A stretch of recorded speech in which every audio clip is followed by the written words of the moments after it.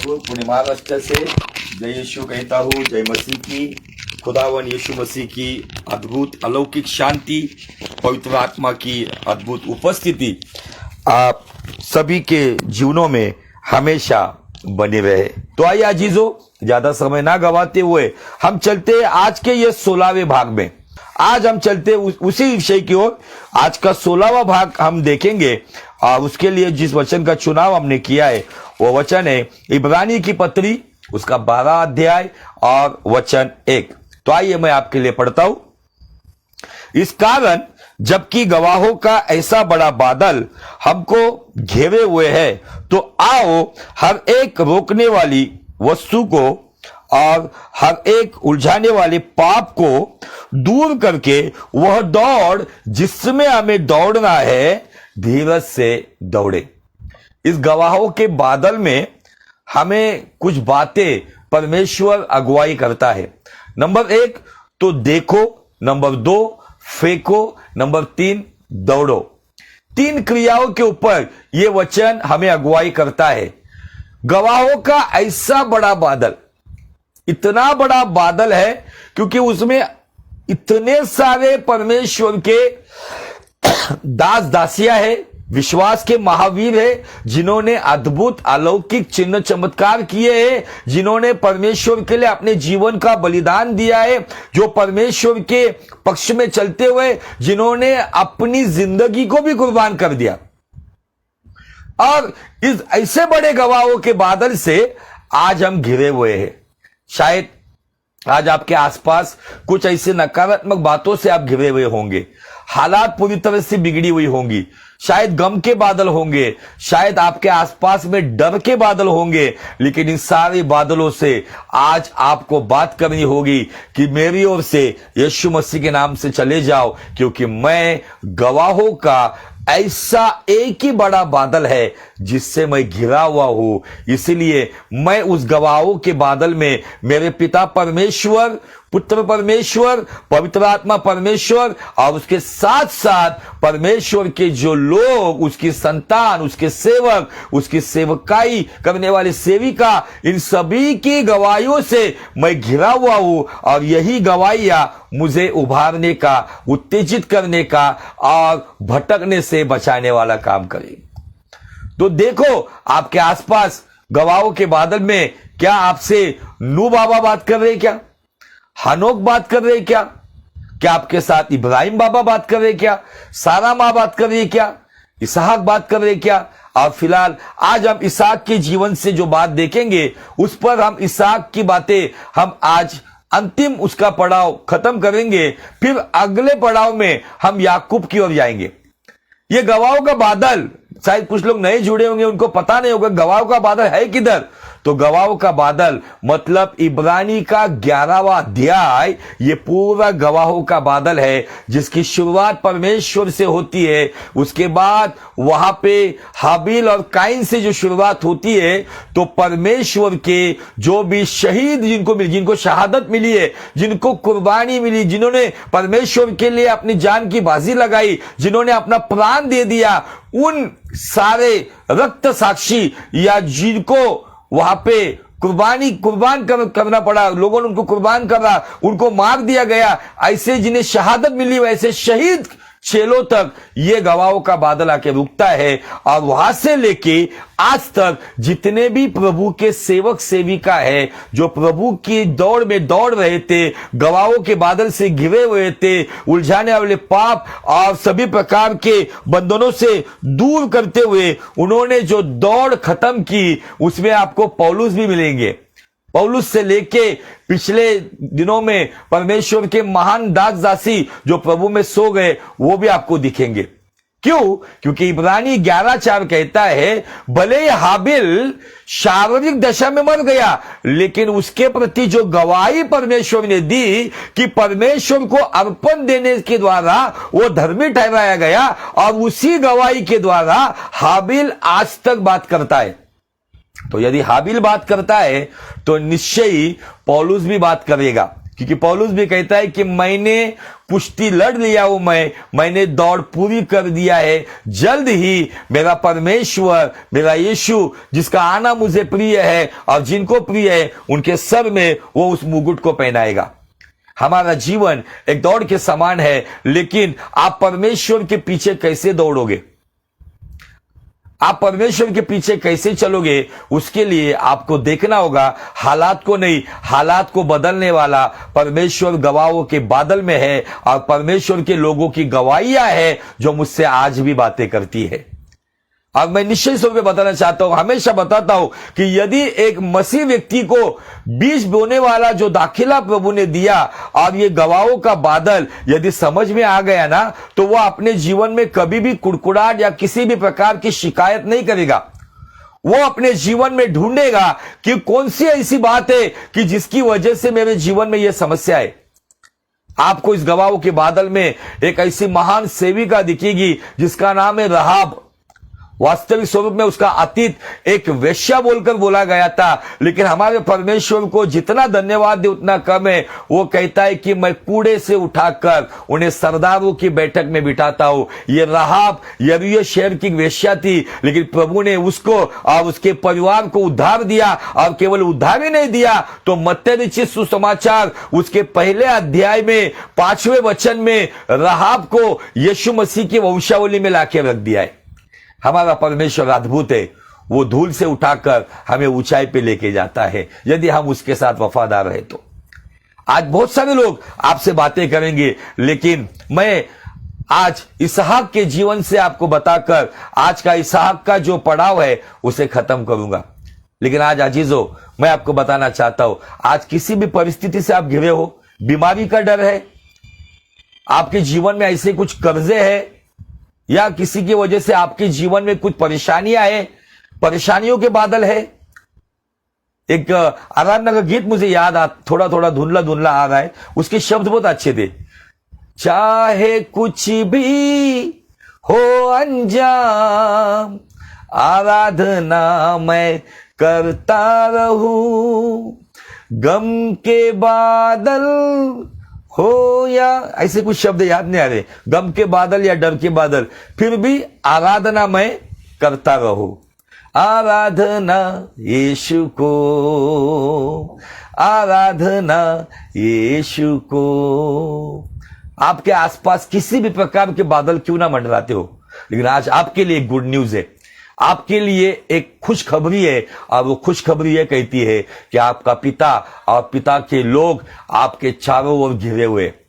शायद कितनी भी बड़ी संख्या आपके खिलाफ क्यों ना आने दो, शायद कितना भी बड़ा जमावड़ा आपके खिलाफ क्यों ना हो, लेकिन डरो मत, गवाहों का ऐसा बड़ा बादल जिससे आप और मैं घिरे हुए। इसलिए देखो, आज परमेश्वर आपके साइड में है, परमेश्वर के लोग आपके चारों ओर है, पवित्र आत्मा आपके भीतर है, यीशु मसीह आपके आगे चल रहे हैं, और परमेश्वर की महान सेना आपके चारों ओर है। इसलिए आपको गवाहों के बादल को देखना है और कुछ चीजों को फेंकना है। कौन सी चीजें? इब्रानी का लेखक कहता है, उलझाने वाला पाप और रोकने वाली हर एक वस्तु, उन्हें फेंको। और मैं ऑलरेडी बता चुका हूं, जिसको इस विषय के ऊपर अगर अध्ययन करना है तो YouTube पर जाकर पास्टर राजू ठाकुर टाइप करोगे तो आपको पहले पार्ट से सब पार्ट आपको अवेलेबल है, आप देख सकते हो, उसके ऊपर स्टडी कर सकते हो। ऐसी कौन सी बात है, ऐसी कौन सी रोकने वाली वस्तु है, ऐसा कौन सा उलझाने वाला पाप है जिसकी वजह से मैं आत्मिक दशा में, स्पिरिचुअल लेवल में मैं बढ़ नहीं पा रहा हूं। तो आज आपको निर्णय लेना है, उस उलझाने वाली पाप को, रोकने वाली वस्तु को आपको फेंकना है, और फिर आपको धीरज से दौड़ना है, तेजी से दौड़ना नहीं है। ये रफ्तार वाली, स्पीड वाली रेस नहीं है, ये धीरज की रेस है, ये धीरज की दौड़ है। और जो धीरज की दौड़ता है मतलब वही पवित्र आत्मा की अगुवाई में चलता है, कि पवित्र आत्मा का धीरज, पेशेंस एक फ्रूट, एक फल कहा जाता है। और हमारे फलों से हमको परखा जाएगा। आपके जीवन में आप कभी भी जल्दबाजी करने वाले ना हो, आपके जीवन से। आप धीरज से चलो। आप धीरज से कब चलोगे? जब आप गवाहों के बादल के साथ रूबरू होंगे, जिसके लिए आपको परमेश्वर के लिए एक विशेष समय निकालना पड़ेगा, उसकी हुजूरी में बैठना पड़ेगा, आराधना करना पड़ेगा, प्रार्थना करनी पड़ेगी, वचन पर मनन और चिंतन करना पड़ेगा।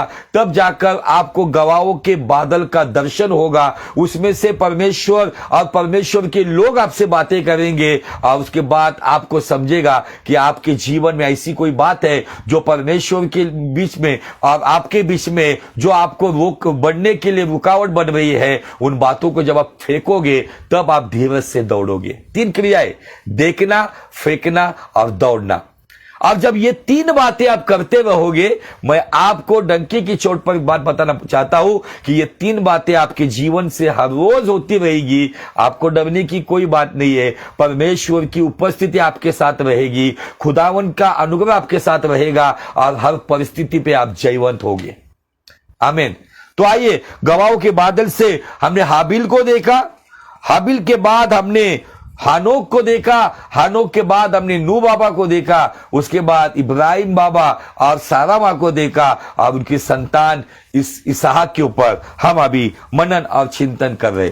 और उसके अंतिम पड़ाव में हम आए हुए हैं, और हमने इसहाक के जीवन में, इसहाक का एक गुप्त स्थान था। इसहाक का परमेश्वर की संगति की एक जगह थी, और उस जगह का नाम था, उस जगह के पास एक कुआं था। उस कुएं को कहा गया था लहरोई, जिसके बारे में 14 नंबर 15 नंबर एपिसोड में मैंने बहुत गहराई से सिखाया है।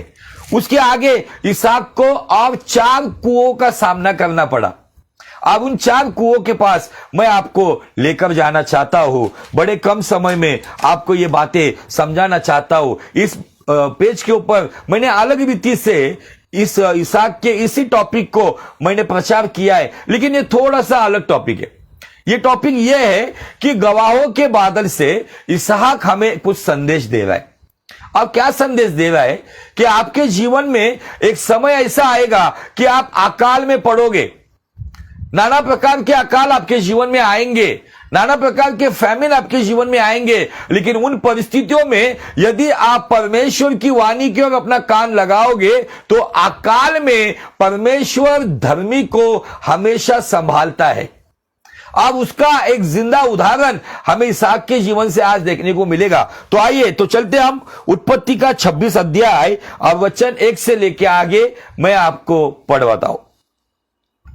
उस देश में अकाल पड़ा, यह उस पहले अकाल से अलग था जो अब्राम के दिनों में पड़ा था। इसलिए इसहाक गरार को पलिश्तियों के राजा अबीमेलेक के पास गया।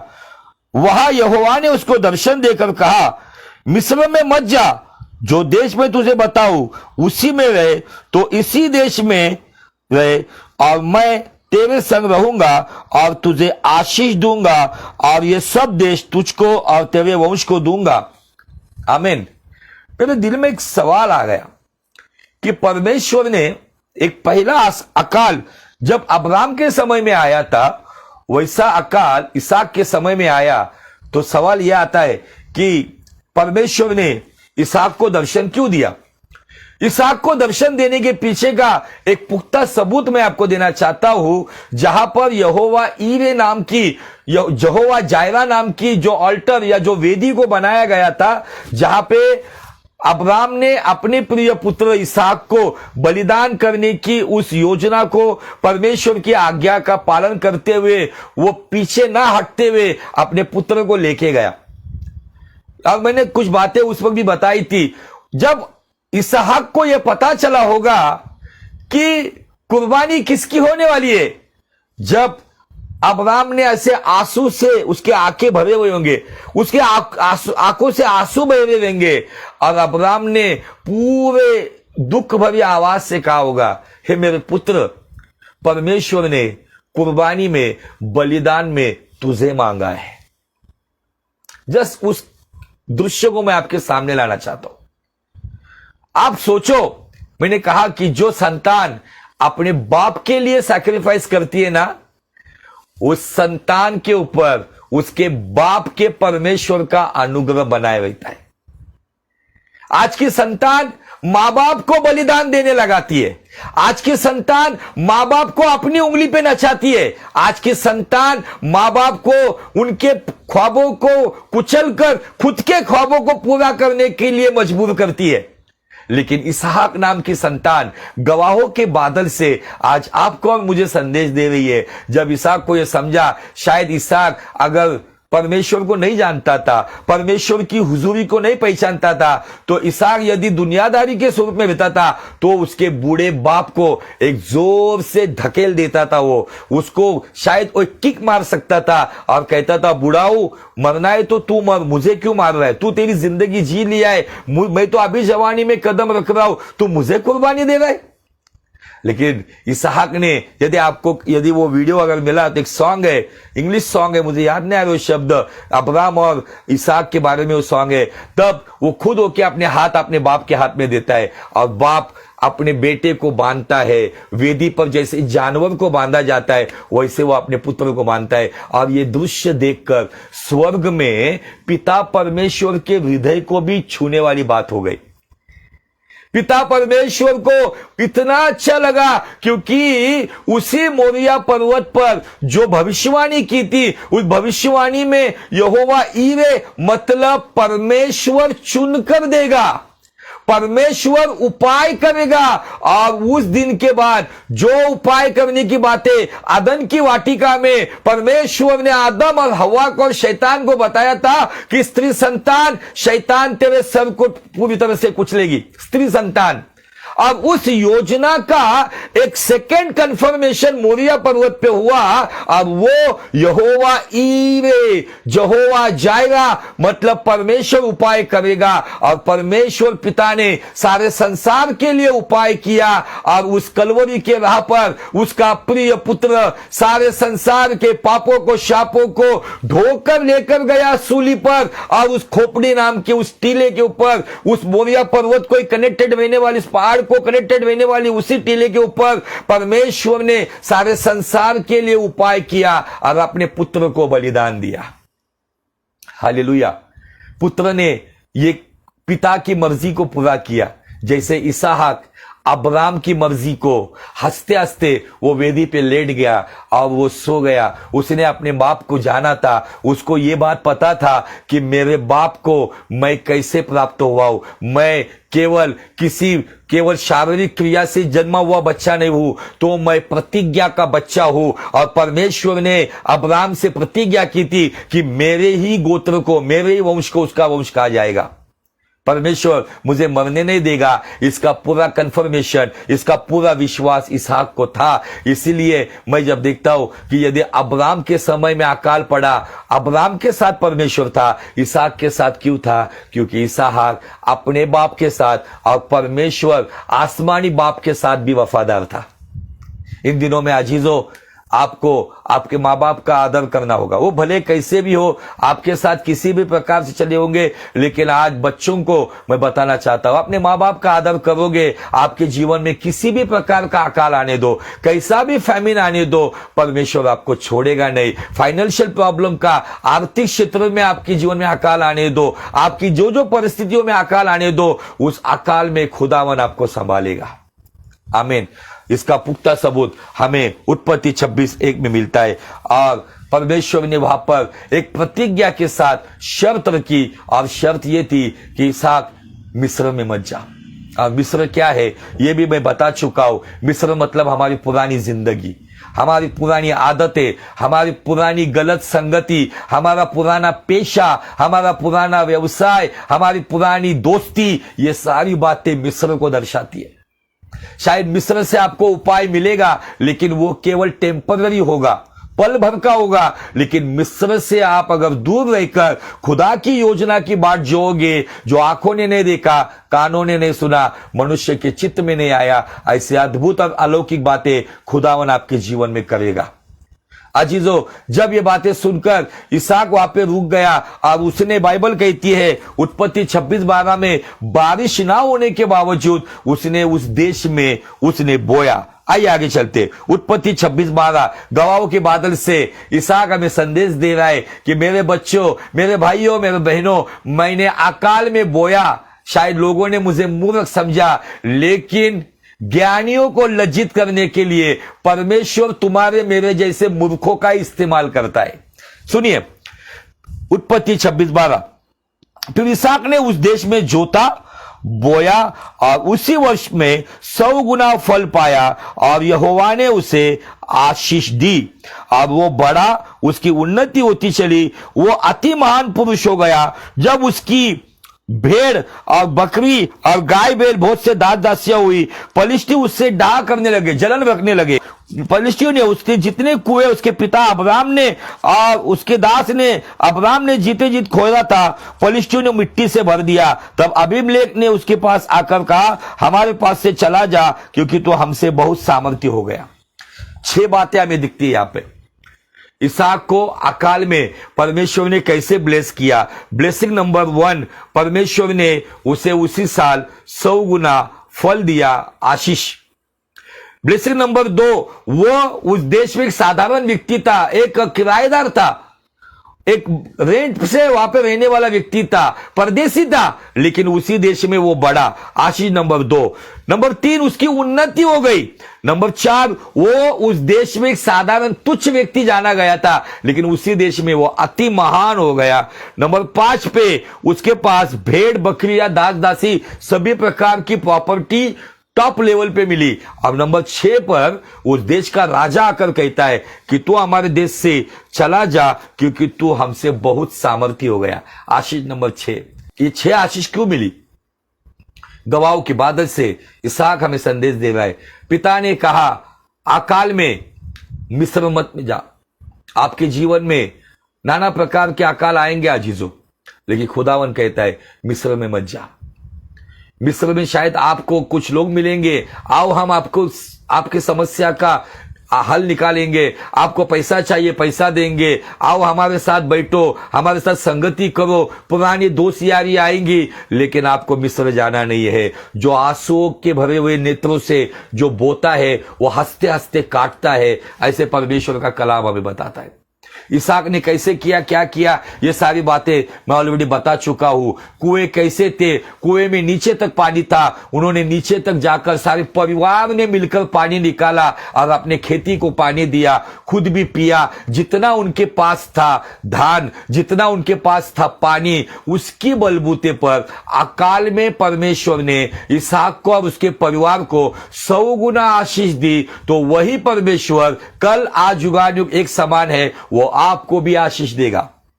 आमीन। आपको भी बहुत सामर्थ्य बनाएगा, आपको भी उन्नति करेगा, आपको भी टॉप लेवल पे रखेगा, आपको भी वो एक बड़ा व्यक्तिमत्व बनाएगा। लेकिन ये सब होने के बाद इसहाक को एक अपमान का सामना करना पड़ा और वहां से उसको निकाल दिया गया।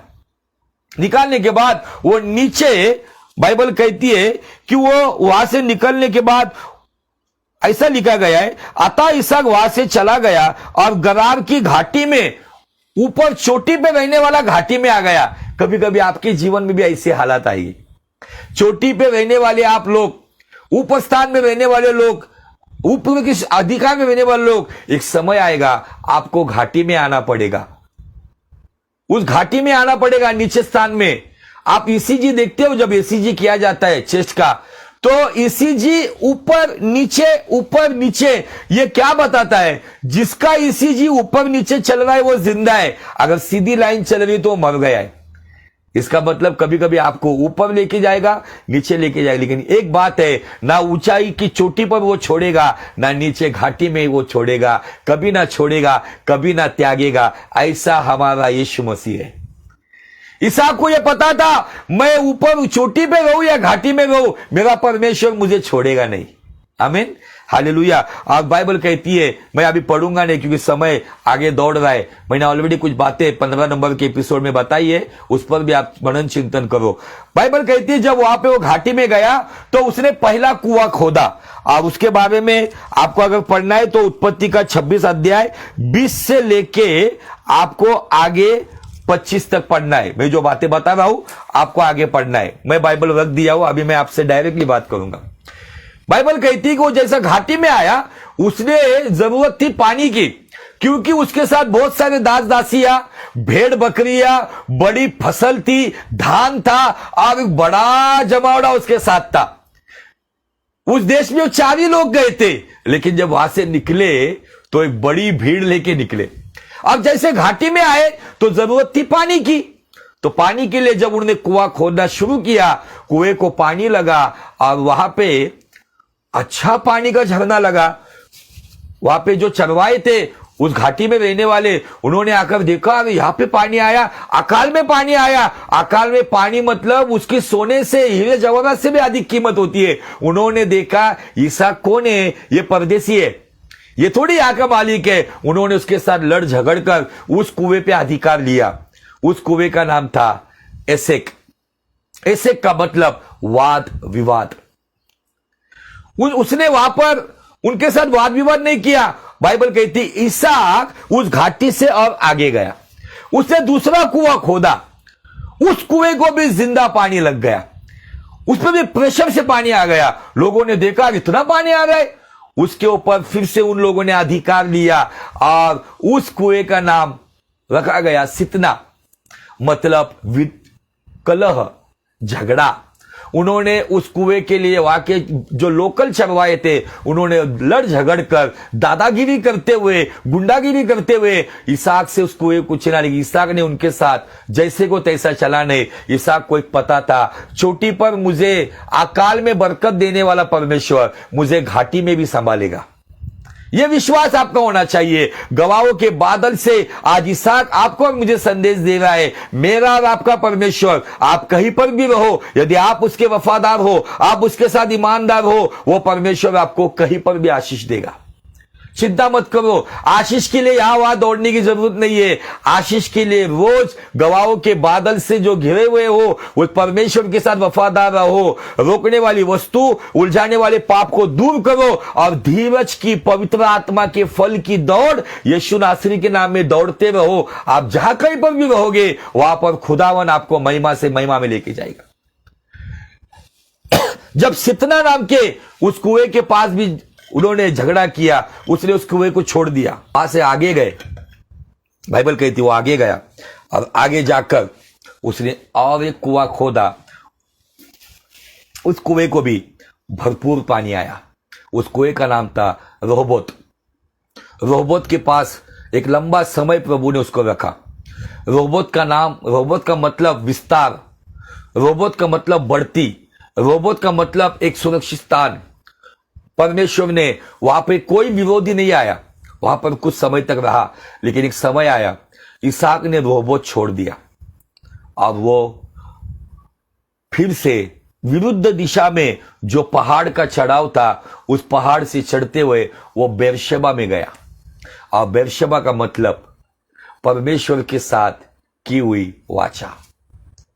वो लहरोई के पास जब वो कुंवारा था, अपनी मां गुजरने के बाद भी लहरोई नाम के कुएं के पास खुदा की इबादत करता था। और उसके लिए परमेश्वर ने एक लाइफ पार्टनर, मैंने कहा था, परमेश्वर ने खुद रिबेका को वहां पे भेजा। एलिएजर उसे लेके आया, उसके साथ वो विवाहबद्ध हुआ, 2 बच्चों का जन्म हो गया। वहां से आगे जब निकले तो गरार में आए, गरार से नीचे घाटी में आए तो पहला कुआं था एसेक नाम का कुआं, दूसरा कुआं था सितना नाम का, तीसरा रोहबोत। और ये सारे ऐशो आराम होने के बावजूद भी इसहाक ने रोहबोत को छोड़ दिया।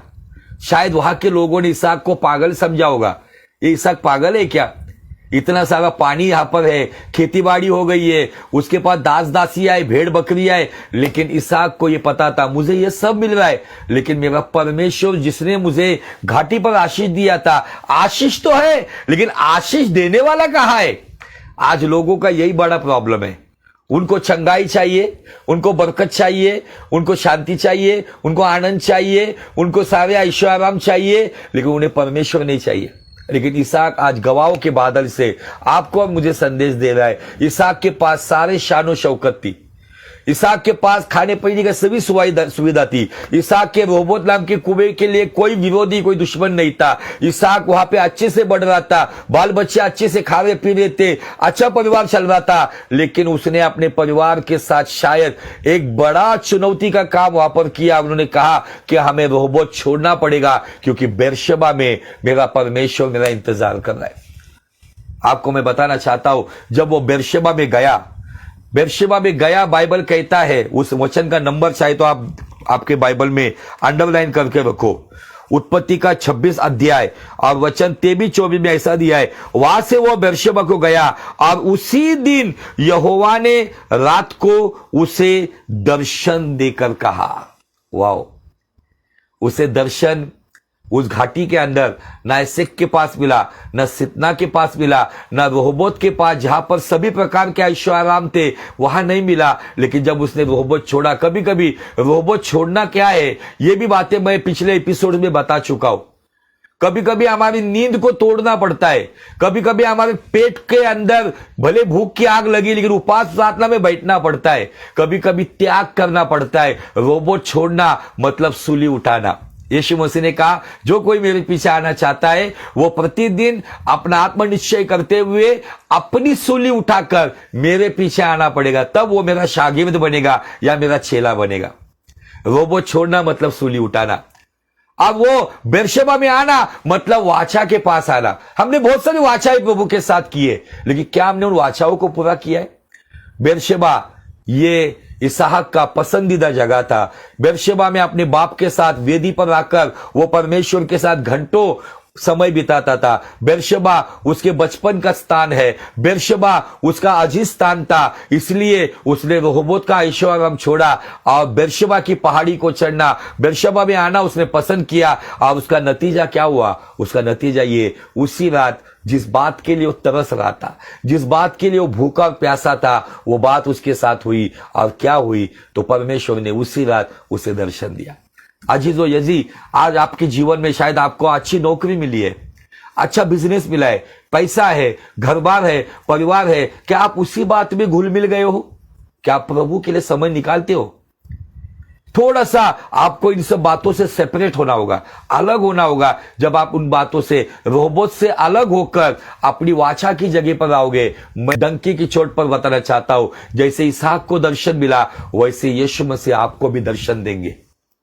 और वहां पे बहुत अच्छी अच्छी बातें हो गई। बाइबल कहती है वहां पर दर्शन मिला, उसने कहा मैं तेरा पिता अब्राहम का परमेश्वर हूं, डर मत। वहां पे परमेश्वर ने उसे आश्वासन दिया, सांत्वना दी। बाइबल कहती है मैं तुझे आशीष दूंगा, मैं तेरे वंश को बढ़ाऊंगा।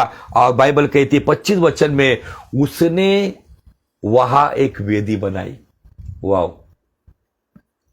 इसहाक ने गरार में जब उसे ब्लेसिंग मिली, जहां पर उसने बोया जोता, वहां पे वेदी नहीं थी। घाटी में आया, एसेक के पास कुआं खोदा, वहां पे वेदी नहीं बनाई। सितना के पास कुआं खोदा, वहां पे वेदी नहीं बनाई। रोहबोत के पास कोई दुश्मन नहीं था, सब ऐशोआराम थी, वहां पे भी वेदी नहीं थी। मैं आपको बताना चाहता हूं, ऐशोआराम में, सुख सुविधा में, अच्छे कंफर्ट जोन में वेदी बनती नहीं। वेदी मतलब क्या? घुटनों के बल आकर अपने परमेश्वर के साथ समय बिताना। वेदी मतलब क्या? दुनिया को भूलकर प्रभु में घुल मिल जाना। आज ये वेदी मतलब मेरे मन को, आपके मन को दर्शाता है। हमारा मन नाना प्रकार की बातों में व्यस्त है। उन सभी बातों की व्यस्तता को दूर करते हुए जब उस वेदी को हम खाली करेंगे, साफ सुफ करेंगे, जैसे इलिया की वेदी पे अग्नि उतर कर आया, वैसे आपके जीवन में अग्नि हर दिन उतर के आएगा। आमीन। बाइबल कहती है उसने वहां पे वेदी बनाई, यहोवा की प्रार्थना की। और एक अच्छा वर्ड मुझे यहां पे मिलता है, और वो वर्ड ये है, तंबू वही खड़ा किया। उसने तंबू गरार में खड़ा नहीं किया, वहां पे वो परदेसी बनकर रह रहा था। उसने तंबू एसोक में खड़ा नहीं किया, सितना में खड़ा नहीं किया, उसने तंबू रोहबोत में भी खड़ा नहीं किया। रोहबोत में भी ऐसे ही रह रहे थे वो लोग, ऐसे डेरे में रहते वैसे रह रहे थे। लेकिन तंबू बेर्शेबा में लगाया। तंबू मतलब पक्का स्थान। आपका पक्का स्थान ऐशोआराम की जगह पर नहीं है।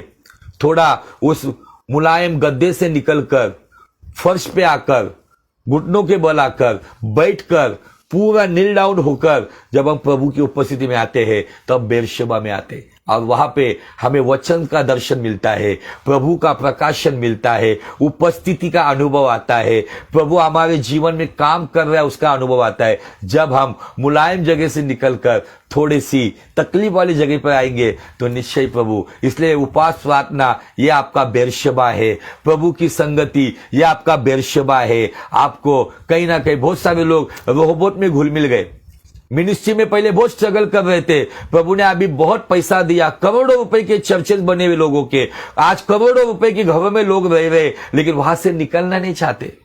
मैं इसके खिलाफ नहीं हूं, आपको धन दौलत नहीं चाहिए, लेकिन आपको ये बात का अंदेशा होना चाहिए कि मेरा परमेश्वर मुझे रोहबोत में नहीं, मेरा परमेश्वर मुझे बेरशबा में मेरा इंतजार करता है।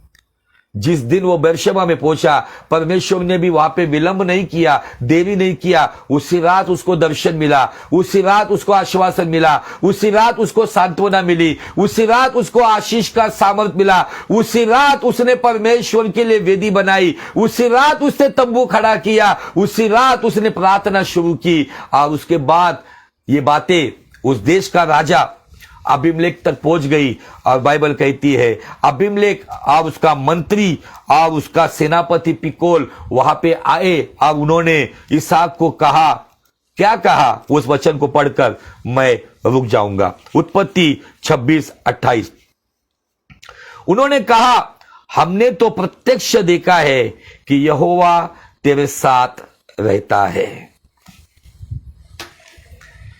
ये बातें घाटी में नहीं हुई, ये बातें अबीमेलेक जहां पे रहता था उसके देश में नहीं हुई, लेकिन ये बातें कब हुई, जब इसहाक को भी एक कठिन परिश्रम करते हुए घाटी में उतरना पड़ा। घाटी में कुआं खोदने के बाद अपने परिश्रम का लाभ दूसरे चरवाहे लेकर गए तो भी चुप बैठना पड़ा। मुझे आपको बताना है, आपको सभी जगह पे मुंह खोलने की जरूरत नहीं।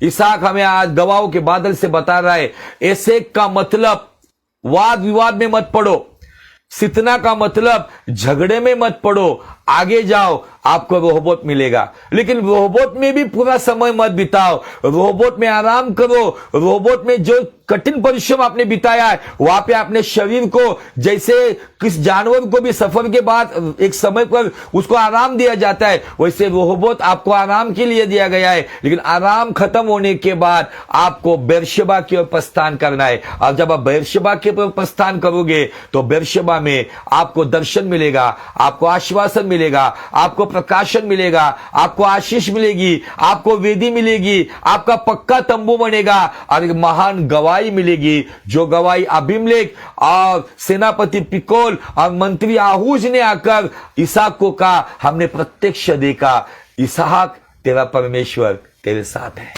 यहोवा तेरे साथ है। हमारे बारे में गवाही लोग क्या दे रहे, ये मंत्री तेरे साथ है, ये विधायक तेरे साथ है, ये एमपी तेरे साथ है, ये बड़ा वीआईपी व्यक्ति तेरे साथ है, तेरे कंधे पे कोई बड़े पास्टर का हाथ है। कुछ लोग बड़े बड़े पास्टरों के साथ फोटो निकालकर अपने डीपी पे रखते, अच्छी बात है, लेकिन मुझे आपको बताना है, स्वर्गदूत आपको जब देखे ना तो उन्हें दिखाई पड़े कि आपका यीशु आपके साथ, आपके कांधे पर हाथ रखकर खड़ा है। यह गवाही चाहिए।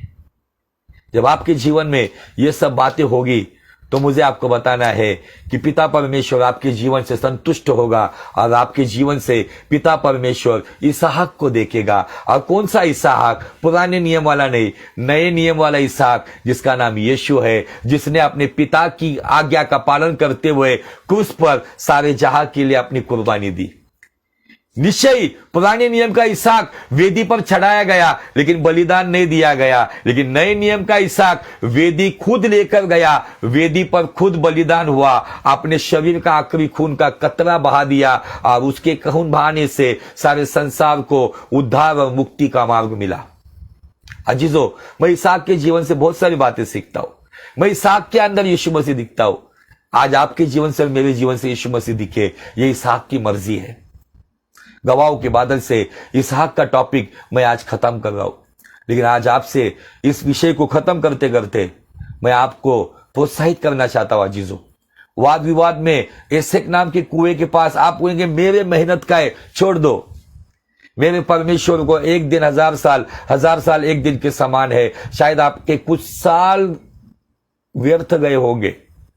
शायद 10 साल, 20 साल, यदि 1000 साल परमेश्वर की दृष्टि में एक दिन के समान है, एक दिन 1000 साल के समान है, तो आपके 20 साल या 10 साल उसकी दृष्टि में 10 सेकेंड या 20 सेकेंड के समान है। मुझे पूरा यकीन है मेरा आपका परमेश्वर अन्यायी नहीं है। हमारी मेहनत का वो हमारी झोली में जरूर देगा। हमारे अधिकार का, हमारे हक का हमारा परमेश्वर हमको जरूर देगा। यदि आप राम के हक का इसहाक को मिलाए तो यीशु के हक का आपको और मुझे क्यों नहीं देगा। रोमियो 8:32 घर जाके पढ़िए। बाइबल कहती है परमेश्वर ने अपने पुत्र को रख नहीं छोड़ा तो उस पुत्र के द्वारा हमें सब कुछ क्यों नहीं देगा। हालेलुया। गवाहों के बादल में देखिए जो आपके चारों ओर घिरा हुआ है, उलझाने वाली वस्तु और परमेश्वर से दूर लेके जाने वाला पाप, इन्हें फेंको और धीरज के पवित्र आत्मा के फल से परमेश्वर के पीछे दौड़ो। हालेलुया। प्रभु करे इस वचन के द्वारा इसहाक ने जो आज गवाहों के बादल से आपसे वार्तालाप किया है उसे आपने हृदय में संभाल के रखिए। ऐसे आने दो, वाद विवाद में मत पड़ो, सितना आने दो, झगड़े में मत पड़ो, रोबोट में पहुंचो, आराम करो। लेकिन एक समय आएगा आपको परमेश्वर के साथ जो वाचा आपने बांधी है उस वाचा की वेदी पर आकर खुदा के साथ अपना जीवन समर्पित करो। लोगों ने आकर गवाही देनी चाहिए आपके दरवाजे में, हाँ हमने जाना, आपने एसेक के पास वाद विवाद नहीं किया, आपने सितना के पास झगड़ा नहीं किया, आपने रोबोट को छोड़ दिया, आप बेरशेबा में आने के बाद भी आपको खुदा ने आशीष दिया। हमने प्रत्यक्ष देखा आपका यीशु, आपका यहोवा, पवित्र आत्मा आपके साथ है। बस यही गवाही चाहिए। गवाहों के बादल से आज ये संदेश हमारे लिए आया है, उसे ग्रहण कीजिए और प्रभु के साथ चलते रहे। प्रभु आपको बहुत बहुत आशीष दे। यदि इस संदेश के द्वारा प्रभु ने आपको छू लिया, आपके सवालों के जवाब दिए, आपको आशीष मिली है, तो औरों को आशीषित करने के लिए हो सके ज्यादा से ज्यादा इस वीडियो को शेयर कीजिए, आपके लोगों को भेजिए ताकि आपको हर दिन परमेश्वर का संदेश प्राप्त हो। प्रभु आपको बहुत बहुत आशीष दे। May God bless you, may God bless you.